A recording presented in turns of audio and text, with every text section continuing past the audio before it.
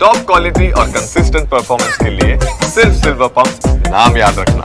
ખાડીપુરની પરિસ્થિતિનું નિર્માણ થયું છે કારણ કે 24 કલાકની અંદર આજે 15 ઇંચ કરતા વધારે વરસાદ જે પડ્યો છે ત્યારે ધારાસભ્ય કુમાર કાનાણી છે તે લોકોની વિઝિટ માટે અહીં પહોંચ્યા છે.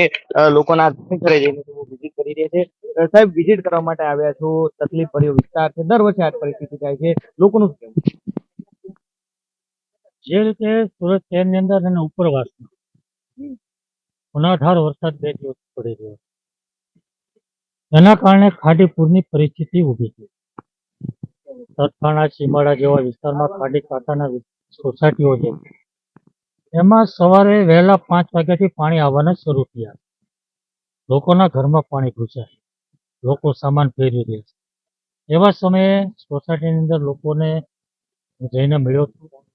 કઈ જરૂરિયાત હોય તો વાતચીત કરી છે. સામાન લોકો ફેરવી રહ્યા છે. પીવાના પાણીની સમસ્યા હોય, પાવરની સમસ્યા હોય, જમવાની વ્યવસ્થા, તો એ તમામ પ્રકારની વ્યવસ્થા કેવી રીતે થઈ શકે એના પ્રયાસો અમે કરી રહ્યા છીએ. અને જે પરિસ્થિતિ ઊભી થઈ છે એની અંદર લોકોને મદદરૂપ થવાના, સહાયરૂપ થવાના અમે પ્રયાસો કરી રહ્યા છીએ. વિસ્તાર છે, હાલ કયા કયા વિસ્તારની વિઝિટ કરી છે ને કેટલું પાણી અત્યારે ભર્યું છે અને તંત્ર સાથે કઈ રીતે વાતચીત? સરથાણા વિસ્તારની અંદર જે સોસાયટીઓ છે, સ્વામિનારાયણનગર, વિભાગ 2, એમબી પાર્ક, સત્યારો હાઉસ, ભગવાનનગર, આ તમામ વિસ્તારની અંદર અમે મુલાકાતો લીધી છે. પોલીસ કમિશનર સાથે અને મ્યુનિસિપલ કમિશનર સાથે વાત કરી છે. જે કંઈ જરૂરિયાત હોય એ પ્રમાણે તંત્ર સાથે વાત કરી અને વ્યવસ્થા કરી રહ્યા છીએ.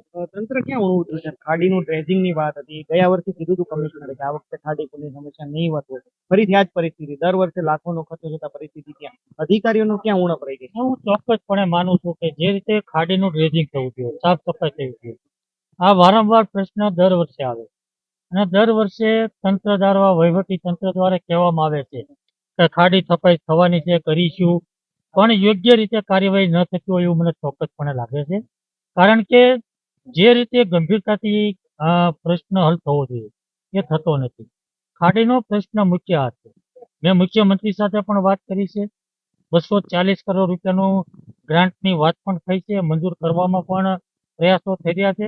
પરંતુ ચોક્કસપણે હું માનું છું કે ખાડીનું ચોમાસા પહેલા જે ડ્રેજિંગ થવું જોઈએ, જે સાફ સફાઈ થવી જોઈએ, એમાં કંઈક ને કંઈક ઉણપ છે.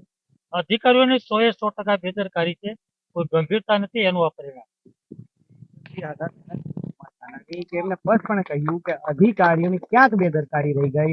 લાખો રૂપિયાનો ખર્ચ પ્રી મોન્સૂન કામગીરી પાછળ થયો છતાં ખાડીનું ડ્રેજિંગ ન થયું, જે સફાઈ થવી જોઈએ તે ન થાય અને તેના કારણે સુરતનો સરથાણા વિસ્તાર તેમજ અન્ય જે વિસ્તારો છે તેમાં ખાડીપુરની સમસ્યા છે જોવા મળી રહી છે. અને કુમાર કાનાણી પણ સ્પષ્ટપણે અધિકારીઓ પર આક્ષેપ કરી રહ્યા છે કે અધિકારીઓ જે કામ કરવું જોઈતું હતું તે તેમને કર્યું નથી. તેના જ કારણે લોકો હાલાકીનો સામનો કરી રહ્યા છે.